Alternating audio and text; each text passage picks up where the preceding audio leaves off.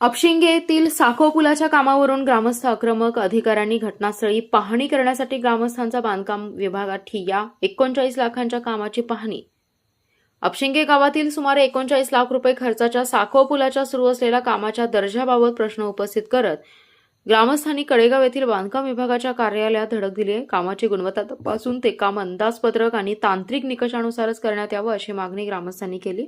याबाबत ग्रामस्थांच्या वतीने बांधकाम विभागाचे सहाय्यक कार्यकारी अभियंता तुषार नामदेव पिसाई यांच्याकडे तक्रार अर्ज करण्यात आला. मात्र केवळ कार्यालयीन पातळीवर चर्चा न करता संबंधित अधिकाऱ्यांनी प्रत्यक्ष घटनास्थळी येऊन कामाची पाहणी करावी अशी भूमिका ग्रामस्थांनी घेतली.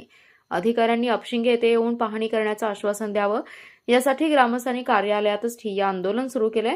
साहेब स्वतः अपशिंगे येथे येऊन साखो पुलाची पाहणी करण्याचं आश्वासन देत नाहीत तोपर्यंत येथून उठणार नाही असा ठाम पवित्रा ग्रामस्थांनी घेतला.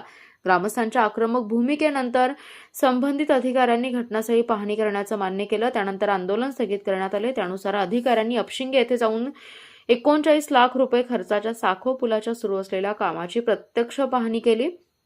यावेळी संबंधित अभियंता जगताप यांच्याकडे ग्रामस्थांनी कामाच्या दर्जाबाबत, कामाची पद्धत आणि प्रत्यक्ष परिस्थितीबाबत प्रश्न उपस्थित केले.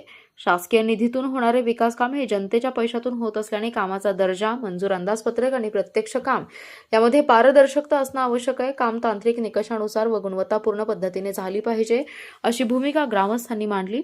यावेळी किसान मोर्चाचे जिल्हाध्यक्ष ॲडव्होकेट विशाल मोहिते, सरपंच भास्कर सूर्यवंशी, भाजप तालुका कडेगाव तालुका सरचिटणीस सागर सूर्यवंशी, दिनकर सूर्यवंशी, श्रीमंत लोंढे, सर्जेराव सूर्यवंशी, शिवाजी सूर्यवंशी, रवी सूर्यवंशी, मोहन दोडके, संदीप सूर्यवंशी यांच्यासह अपशिंगेचे ग्रामस्थ मोठ्या संख्येने उपस्थित होते.